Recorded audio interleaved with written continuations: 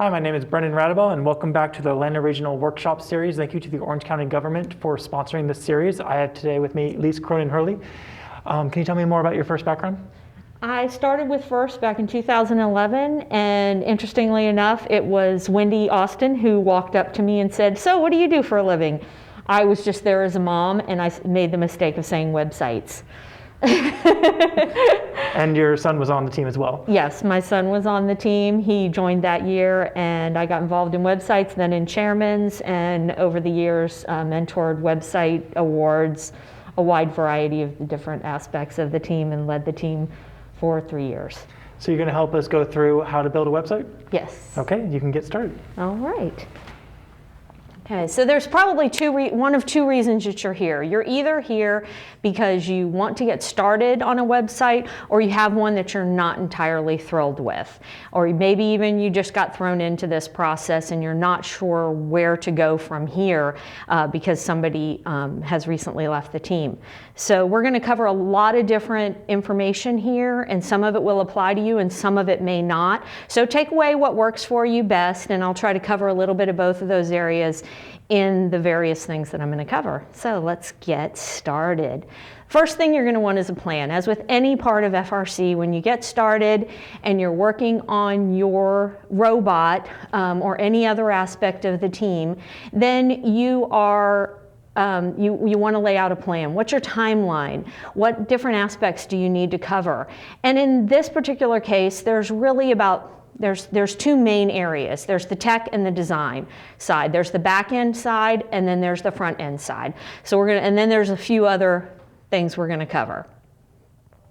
So first of all, what I highly recommend, and this is a great way to get a lot of the people on the team involved, is find out what you like. Look around at other teams in FIRST Robotics and find sites that you really like, things that you like about them. Make sure when you're looking at those sites to take notes about what you like about those sites. One of the things that I commonly get is I will ask a client to send me some sites that they like, and they'll send me a few links, and I'm thinking, ooh, they like that? But it's an element of the site that they like. Maybe they like the image, the way the images are used on the site. Maybe they like the way that the text is on the site. Maybe they just like the writing. I had one client who I thought, oh my gosh, this is a scary site that they really liked. It was all about the writing. They just really loved the way that that particular person had written about what they do. So make sure that as you are getting those notes from team members about what sites they like, what they like about those different sites, so you guys can talk about those specifically and not just this site or that site, because there's a lot of different things going on that we're going to talk about. Look at how you've communicated in the past. There may be some things that you guys really like about something that you did that is a good thing to build on. Maybe not, but you might already have some good stuff. Also consider any restrictions or rules that you have to work within your communities, whether it's FIRST, a school, 4-H, whatever those are, so that you are playing within those lines. And also you can make lists of what you don't like. That's also fine, so you guys can mark that off the list as something not to really worry about. So we're going to go through this part a little bit quickly because most people don't really want to get involved in the tech side, and some website builders have very little to do with some of these items. So I'm going to cover these, but I'm going to cover them kind of quickly. With the tech, also included that I will include in the resources is a digital media management form that you can use to keep track of all your digital media, passwords, assets, whether it's social media, your website, whatever. And it's just a good way of trying to keep track of finding out if you know where everything is or if you need to find something. So watch the resources, look at the resources for that document. One of the most basic things with a website is your domain name. What is your domain name? In many cases for teams, it'll be team 123, team whatever. It may be your name, for example, Exploding Bacon Robotics or explodingbacon.com. Ooh. So find a good name for your team. There are many names that are already taken. So you may have to do a little bit of work trying to find something that'll work for you. Look at your team number, look at your team name, and try a variety of different things. With your domain registration, don't worry so much about whether or not it's the best place to register your name, because you're not going to be getting much more in most cases than registering the name. So it's not necessarily a value-added thing. The only thing that may be value-added for you is whether or not you need to forward the domain at any point, which is probably not a consideration, and privacy may be an issue for you. I believe it was Namecheap.com. They included privacy in theirs, or for a very low fee. Network Solution is one of the higher charging companies, and they charge for forwarding and for the privacy as well. So looking at all the different fees, and don't just look at that first year registration fee, because sometimes it may say 99 cents to register your domain, but you may have to register it for 5 years for $25 a year, and it may not be a deal at all. So getting your name and finding a good company to get that at. You'll also want to consider length of registration. Register it for as long as you can afford to register it. And make sure to keep it on a card that auto-renews so you don't lose that domain name. If you do not pay for it, lose your registration login for that, or any other type of thing like that where you lose access to that domain name, your website could just be down suddenly because you no longer have that registration. So that's one of the assets you really want to keep track of. Web hosting. This is something that you may or may not need depending on your website builder. But these are some of the elements that you may want to consider when you're looking at them. I recommend that you do a bit of research. Great things for kids to do as well. Do some research on the different platforms or the different companies available. There are some that host a lot of sites on their servers, have bad customer service. They're known for these things, speed issues, different things. A little bit of research goes a long way. And there's others who have really great customer support, have really great review ratings. So just do your research, find a good fit for what your needs are, what your priorities are, and what your budget is. All right, so website construction.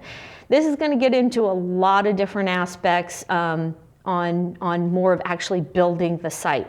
I am not going to advocate for any one particular website builder. There are a lot of different options these days. For example, anything from Wix to WordPress, or even building it yourself with Python. There's just a wide variety. I would say look at the time that you have available, the commitment, the skills you already have within your team, within your mentors and students, and consider long-term maintenance of the site. It may be really great. You may have some kids who are just really awesome at programming in Python, but that's just not something that somebody can necessarily pick up and edit for you later. So you want something that you can take and pass on to the next group easily. And things like WordPress and Wix are pretty low turnaround times on learning how to work with and accomplishing a good look and keeping updated. So look at the different options out there. WordPress may be something more where you do need to worry about your website hosting, or where you're going to host it, and all those things, and some other issues. But it gives you more flexibility, whereas Wix is pretty much an all-in-one solution. You can even purchase your domain name through it. So it really is an all one-stop shop kind of product, and everything that you can use to develop your website is within that product, whereas WordPress offers a lot of different options and a lot of flexibility, but it may be more than you need. So understanding what you're looking for, what you want to build out, and how that's going to meet your needs will help guide you on what the best solution is. And always budget's a consideration. And what your sponsors are willing to help with. If you have a sponsor who's willing to sponsor a Wix site or a website hosting of a WordPress site or something like that, then maybe that's part of your decision making as well. Also look to really look to who's going to be around to help mentor with that website. As I said, when I first got started with the team, on the very first day, it was kickoff 2011. I remember it specifically when Wendy came up and said, "What do you do for a living?" And I said, "Website," and I really thought I had nothing to offer the team, and I was immediately immersed into mentoring high school students on a website. And so there's a lot of different skills involved in that, and if you have a parent or a sponsor with a mentor who could get involved with it, from year to year to year, it will really help with that stability and building on that over time, because this is not a one-shot product for delivery. This is something you want to build on over time for your site as a great resource for you and the community. All right. So into design, the more fun part. So once you've already decided how you're going to build it, you've picked your website builder, you have your domain name, you know the process, the timeline that you want, and so now you need to figure out how you want to design it. And there's a lot of different aspects involved in actually building. And I'm going back into a little bit of those builder options. Including, focus on or think about what your budget options are, the restrictions from your organizations, and like I said, skills, long-term management, but also think about the learning opportunities that are available in designing your team's website. You may think, oh, it's just this place where we can put a contact link and they can email us and get in touch with us, or maybe you think it's just a place for the kids to be able to write about their team a little bit. No, this is a much broader opportunity for your students. There's opportunities for them to learn about writing to specific audiences, photography, about the different platforms. These are real world skills, the different platforms available for building websites, search engine optimization, website security, and website maintenance. It all sounds like a lot, but there are so many different opportunities, and the more flexible of a program that you have, like for example, using WordPress, they'll get a more in-depth experience. On Wix, they may not get an in-depth experience, but it is still a very real-life skill of learning how to communicate your message about your team, tell your story, and get in front of sponsors, new students, the first community, judges, a wide variety of people, and thinking about all those different groups. So collecting your data and some more decisions. Yep, you're not done with all your decision making. This is another great opportunity to brainstorm with your team. What do you want your website to look like? What should it include? All of these things are things that you can bring in more people on, because almost everybody has experience with websites nowadays. We're all experts, right? So what is it that they're looking for? It's a great opportunity for them to think about what somebody might be looking for, how a sponsor might think about looking at their website, how a judge might think about looking at their website, how other people in the first community might think about looking at their website. So this is just a really great opportunity, again, for those skills and bringing in more people involved into that process. So make a list of what your needs are immediately for the website. Do you need to make sure that people can have that you have a donate button so that people can donate to your team this week because you have an email that's going out to parents? That's on your needs list. Or is it something you haven't really thought about? You don't have a payment processor, you haven't set up a PayPal account or anything like that. Maybe it's more of a dream or a want, but make that list on what are the things that need to be on there. What do you want to be on there? What would you love to have on there that are maybe just a little bit bigger kind of things to take on? And keep those things in mind, because once you get it done, sometimes it can fall by the wayside a little bit, but knowing what you really wanted to do with it and what you dream of doing with that website can be something that the team for years and years and years can continue to build on. And over time, it can become a great resource for your own team. So identify your team's logo, make sure you have a good logo, a version of your logo. The best pictures that represent your team, don't worry about finding 100 different pictures to represent your team. Focus on those few that really represent you and what you're trying to communicate. Your colors, your team colors and fonts, we'll get into that a little bit more in depth. Information about your team. What is the history of your team? Those fun kind of little nuggets and things that you're going to want to include. Who are you communicating to? Make that list of those stakeholders who are going to be coming to your website so that you can make sure that you give the proper messages. Thinking about what those messages you want to convey are and what are your priorities for the site. Directly into one of those issues, colors. What are your team colors? This is a really basic thing for branding. So what color is your team shirt? It's the first place you should start. If you already have a shirt that represents your team and that's the color you always use, the quickest way to find out what your team color is contact the shirt company and ask them what the specific Pantone color of that shirt is. From there, they may even be able to give you this information, but from there you can take that Pantone color and you can go and look at conversion charts online, or just look for RGB and hexadecimal conversion charts online, and you can get those other values. The value of those colors is that you can then take those color values and use them in any Microsoft product, any Adobe product, your Wix site, anywhere, as long as you have the right color value. You can, as long as you have the right color value, then you can communicate that consistently over all your different products, so that when somebody sees you got your team in shirts, or if somebody sees your website or anything, they put that in the same line. That is the look of that particular team. It's an immediate identifier for you. Fonts. This may not be as specific for your team. You may not know what your font is. Your font may be a little more decorative on your shirts than it's really going to communicate well on your website. So you really need to think about what's going to communicate well on the website.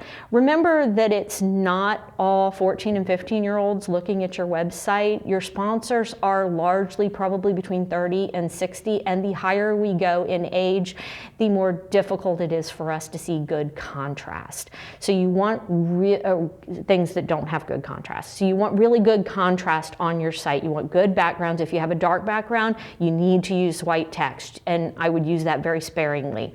If you cannot do a gray or even on a black background, it can be very difficult for our older eyes to really clearly see it, and you want your messages to be clear. You want to make sure that you're communicating well to your audiences and you don't lose them. You control the message, and this is one of those ways that you can control the message. Don't emphasize everything. Don't use everything with bold and italics, because if you emphasize everything, you emphasize absolutely nothing. Save it for those really important things. If you do have a decorative font for your team that does display well in titles, then use that for the titles only in bigger type. Figure out what is the lowest level of readability with your parents and your mentors to be able to see effectively on your website. And then you'll know how far down you can actually go with using that. I highly recommend using a good, clean sans serif font. That would be anything like Helvetica or Arial or Open Sans or anything in that arena. The great thing about building websites now is most website builders are using part of the Google library or some sort of library that has just a really great list of options. When I got started way back in about 2000, the first 10 years or so, we had, I think, like 8 consistent fonts you could use on browsers, and it got really boring and you had to be really creative, or you had to do a lot of images with text. Nowadays, there are so many great options, and you can use so many different fonts, but some of them really should not be used at a certain type size. And script fonts are one of those fonts that's really dangerous to use at a really small size. It can be very difficult to read. So use clean type. In most cases, you're going to have limited options for your headings and your text. So you want to find a good heading font that's can be used in all those different levels for your headings, and you're going to have one standard text size. Most websites that I'm seeing nowadays are close to around 16, 17 point type for or pixels for the website size. So take advice from your mentors and your parents if the size of the text that you're using is readable and for your text. So what will actually be on your site? Oh, this is so much more fun than colors and fonts, isn't it? That's the information about your team. It's your team history. It's the cool things about your team. It's resources for other teams. Did you do a workshop for a team? Did you have a really cool experience with your robot you want to share with other people? Frequently asked questions. Eliminate half of your phone calls by having all your really good answers to those frequently asked questions on your websites. The questions that students, prospective students, mentors, or sponsors might have, to eliminate that first round of questions. Functions, are you going to need forms, contact forms, forms for within the function of your team? Are you going to need a forum, or are you going to need a payment processors? Think about all those different things on how your team will actually function for your team. And don't get too worried. Don't worry about getting too wordy. Don't worry about being very clever in all of your wording. Worry about it with marketing messages. You want to be very clear, and being very clear and direct in your messages to your audience is using fewer words, not more words. When you think about a newspaper, and all of the different ads on the newspaper, when you open it up, and there's all these different ads, which ones grab your attention? Are they the ones with all this tiny little text of somebody trying to include everything in this little box? Or is it that big ad that has 6 words on it? You control your message, and if they won't read it, then you can't deliver that message. So be very clear and concise in the delivery of your message. So this is where you're going to be delivering that message. So tell your story. Who are you? Every team has a story. Did you start last year, right before the pandemic started, but your team stuck together and it was a lifeline for you? Or did you start 20 years ago and have all these great experience and these alumni doing these amazing things? Or are you somewhere in between there? Every team has a story, and they have amazing things that have happened to them. So capture those stories, write them down, and share them. It's a great way to communicate to your audiences is through stories. People love stories. Do you have a mission statement, a vision statement, values already determined for your team? Or do you just have characters and descriptions that you always associate with your team and you haven't gone through any of that formal kind of process? You don't really need a mission or vision statement. Whatever it is, you guys know how you talk about your team already. When you talk to your parents, when you talk to your mentors, when you talk to your sponsors, there's already words that you typically use associated with your team. Make sure you incorporate that into your website so that that is another method of sharing who you are consistently across those methods, whether it's at a demo on your website, talking to the judges. It is that consistent message that keeps getting told about who you are. You're going to talk to your sponsors, talk about your sponsors. Make sure that you praise your sponsors on your website. Showcase them as best as you can. It is one way that you can really show gratitude towards them. You can talk about first, where you fit within the first family. Are you a Orlando team? Are you a Florida team? How do you fit within first? And just the different levels of first, because sometimes people are coming to your team's website who know nothing about first, and it's a great way to help communicate that message about all the different levels of first, and helping to spread the word and maybe inspire somebody to join a team that didn't even know about all the vast opportunities within the organization. What are your team efforts? Do you guys every Wednesday go down and feed the homeless shelter, or do you help all these teams? Whatever it is, whatever your team efforts are, share those efforts within your website so other people can see all the amazing things that you do. You should toot your own horn because nobody else is going to do it for you. Blogs, vlogs, whatever it is, stories, however you tell it, they're all great ways to tell your story and to share those on your website. Over time, you'll also notice sharing those on your website, you create this incredible resource over the years. At first, it may be a one-page website, and then all of a sudden, 5 years later, you have this incredible website that has all the history of your robot's experience, your robot performance, and the pictures of your robots, the names. Does anybody remember the name of our 2017 robot? Can't remember the name of our 2017 robot. It's on the tip of my tongue. It's on the website. Over the years, you will find that you keep looking up different things about your team on the website. Who are your alumni? Share who your alumni are. Celebrate them. There are just so many different opportunities. So getting down to some of the other nitty-gritty on the website, your navigation. Your navigation bar is critical. It is like the map at the mall. Who goes to the mall? But it is the navigation of your website to tell people how to get to all the different places. Don't make it cryptic about how to find how to sponsor your team. Oh my goodness, do not bury that. Make it easy so when a sponsor comes to your site, they're like, oh yeah, I found that page, and they come back to your site, I can't find out how to sponsor this team. I don't know, I lost it. I found it once.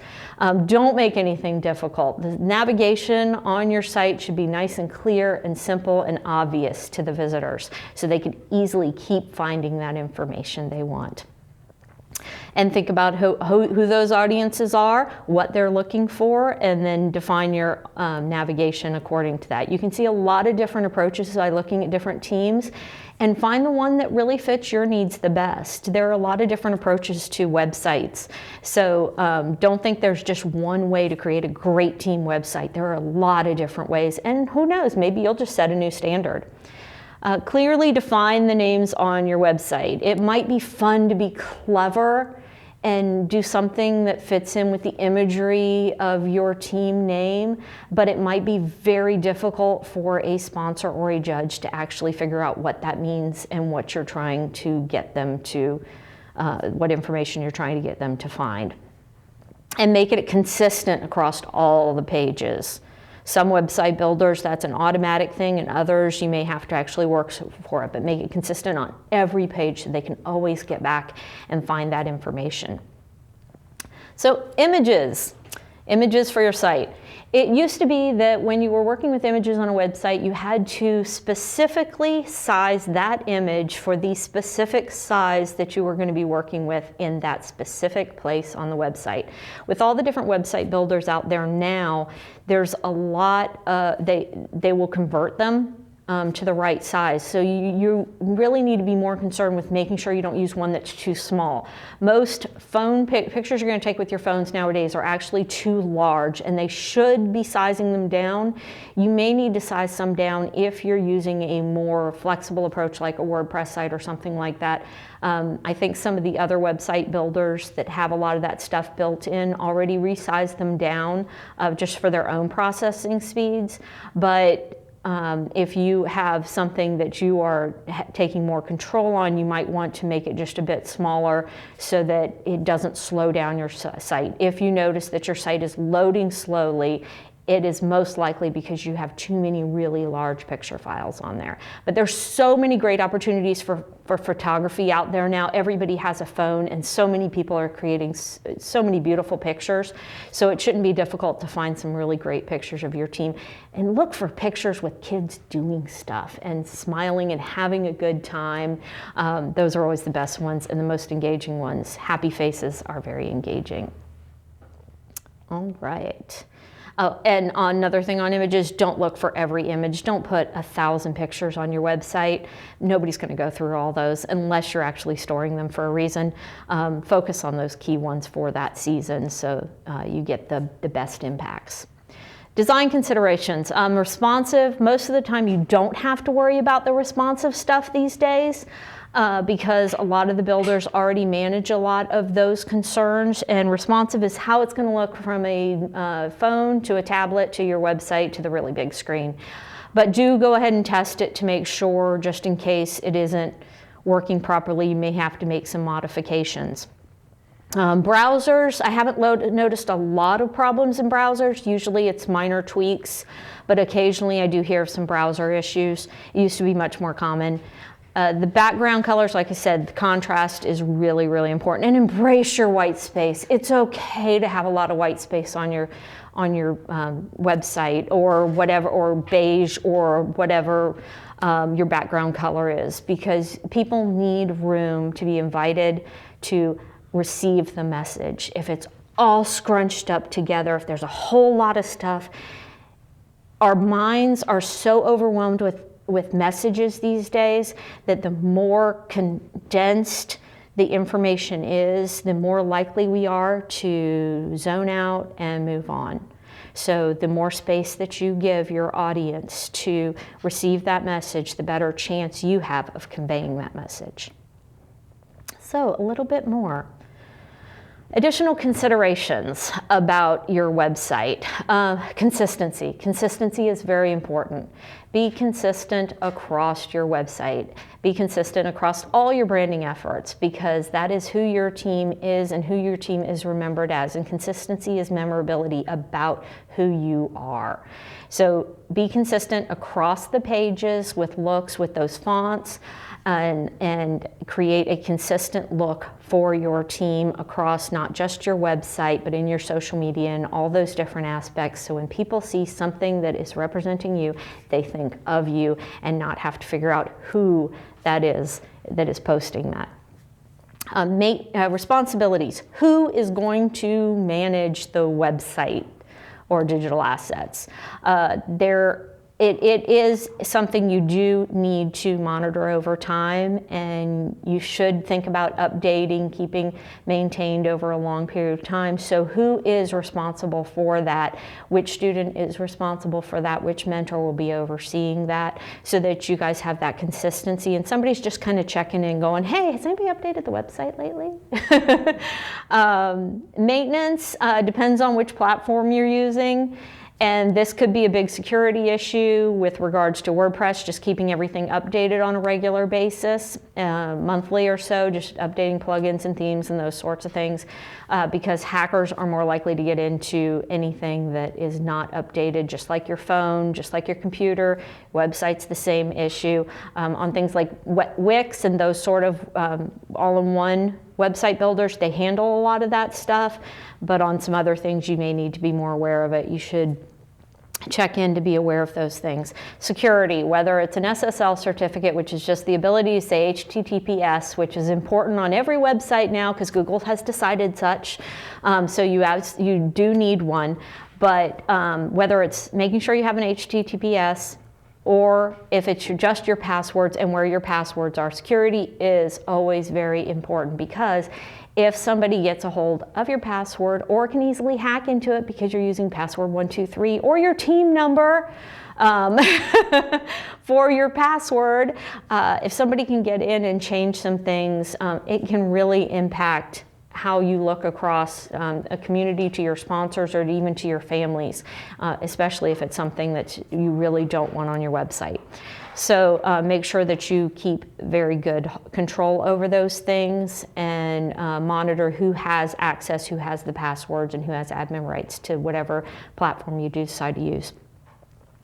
Multiple members should have access to every aspect of your website, whether it's your domain name, your hosting, your website builder, whatever it is. Multiple mentors should have access to that information, because it is the unforeseen incidences that cause the most stress for a team or an organization. I've had organizations where somebody's passed away and they don't have any idea where the domain got registered, all of a sudden they just lost their domain name. So make sure you know who has that, who's maintaining it, that you have a clear understanding. If somebody's paying for it regularly, make sure that you have regular communication with them and a clear understanding if they are continuing to sponsor that and pay for that over time, just so that you ensure that continuity of all that work that you put into it. And the same with any hosting fees you may have, because most hosting situations, if you stop paying for your hosting, your website is just gone. So that brings you to the next one, backups and copies of things. If you can get a backup of something, always get a backup of something regularly here and there, just so that if anything happens, you have the ability to put it up in another fashion. I don't know about some of those standalone ones, how their backups work, but I know there are a lot of other features, products that can be used with different websites to do backups to make sure that you can take it with you or hold on to it in case you need to restore it somewhere. Things like Wix and those types of builders are not portable to other places. Things like WordPress, you can back up and bring to another host. So that is another consideration if you may want to have that portability and that flexibility with your website product. In case you missed it before, sponsors have a donation page. Make sure you talk about your sponsors. It's a great place to show your gratitude. Keep your information current, especially your contact information. You do not want to miss that really important phone call from first. And figure out how you want to do your email, if you want to do it through your domain name or another method, but that is a consideration you'll want to have when you decide about how you want to use your website. So on to actually mentoring with the website. Be patient. These are a lot of skills, and be flexible.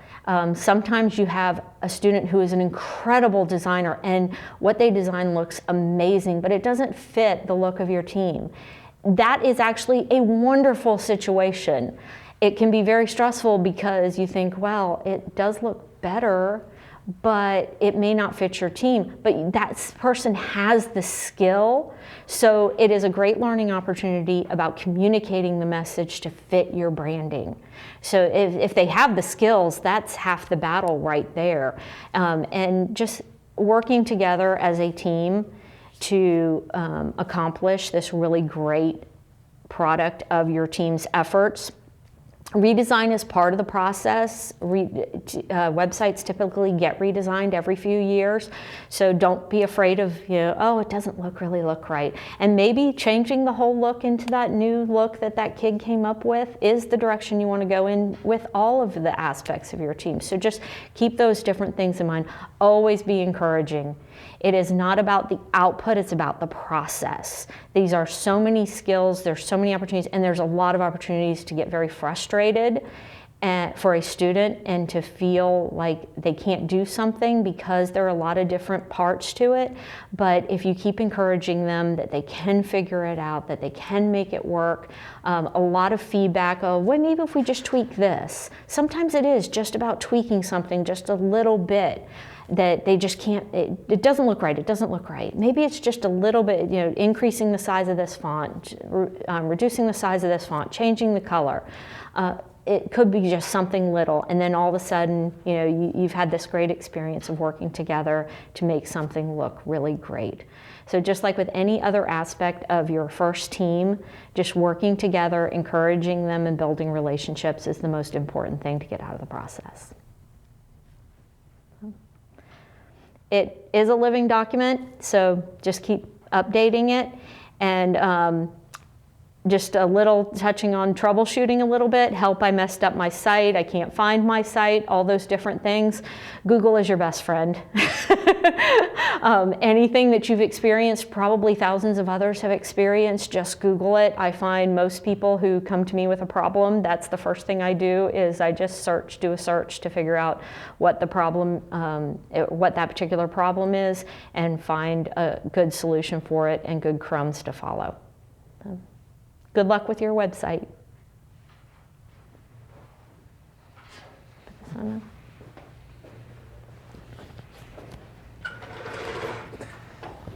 So what you're saying is that I probably shouldn't style my website off of MySpace, don't do background music or top 5 favorite FRC teams? I would not recommend any of those key features. When you're thinking about background music, it's a lot of fun, and I've had a lot of people talk to me about, oh, I'd really love to have this background music even today. Remember that your sponsors are opening this site in their offices, your mentors in their offices, and you do not want to have them have the bad experience of going to your site and having some blaring audio coming out of their cubicle. Now, with social media, how do you recommend adding social media presence onto your website, like Twitter or Facebook? Always have a link on your website. Those icons are available everywhere for all the different social media platforms. So make sure you link to every one of them, and make sure that in your social media accounts you link back to your website. It is a great reciprocal experience so that people can get to your website and can get to your social media. And then for the website builders, is there a difference between a paid builder or a free builder? Oh, there's big differences. But like I said earlier, you're going to know what your limitations are. Some people just don't have a budget to work within this, so you are working, with just whatever you can. Think about what you can afford and what is the most that you can get for your money. Sometimes it really is worth paying a little bit every month or a year annual maintenance on a site, because it's going to save you so many hours in time trying to learn to build something with other tools that are not so user friendly. So really think about what commitment you can make as far as time and money. If you have more time, if you have the time to play around with things and figure things out, maybe you can save some money somewhere. But if you know that you've only got a little bit of time, talk to the team about budgeting for the year or finding a sponsor to budget for that website. Okay, Elise, thank you for joining us and for the Microsoft series. Thank you again to the Orange County government for putting on this series, and thank you again. Thank you.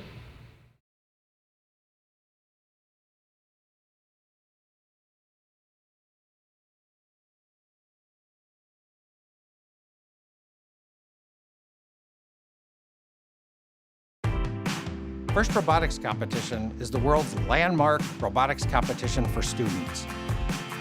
In school, you read about stuff, but in FIRST as a whole, you actually go and do it. In the beginning of January, the challenge comes out every year. Under strict rules and limited time and resources, you have to design, build, program, and test a robot. There's no blueprint. We get a few rules and guidelines to follow, and then it's up to those students to find something that works. There's nothing better than just seeing your robot on the field playing for the first time. They're all there like, is it gonna work? Is it gonna work? And then when it works, it's the best feeling ever. You have mentors that are actually in the field that can tell you, oh, this is why this works, and this is the science behind it. And you're like, oh wow, that makes so much sense. They do a great job, not just about STEM, but about life, how to go through college, how to go through, a tough, physics class. At face value, First Robotics Competition is a robot competition, but at the end of the day, it's so much more than that. People ask me like, oh, you build robots? I says, no, we're really running a business and all the things that go along with that. We deal with a lot of marketing, social media. I've learned business sides of things. Problem solving, working in groups. I'm learning how to communicate with people, how to reach out to local businesses. So we kind of have robotics as the starting point, but we branch out to different areas and expand. So the ultimate goal every year is always to get to the first championship. The first championship is basically like the Olympic for robots. There's hundreds of teams from all over the world there, and you get to see some of the best teams that exist. It's very competitive, but you're friends with the people that you're going against. It's like a sport, but in its own way, it's better than a sport. Being part of FIRST, it's really changed my life and how I think about myself, how I think about others. Participating in FIRST actually taught me that I'm capable of doing anything that I set my mind to. FIRST has really inspired me to give back to my old elementary school. I'm trying to help their robotics program that just started this year. I want those kids to have the opportunity to learn about STEM. As a participant in the FIRST program in high school, you get access to $80 million worth of scholarships. There are scholarships for colleges, universities, as well as technical programs. It also looks really good on the actual application to be on FIRST.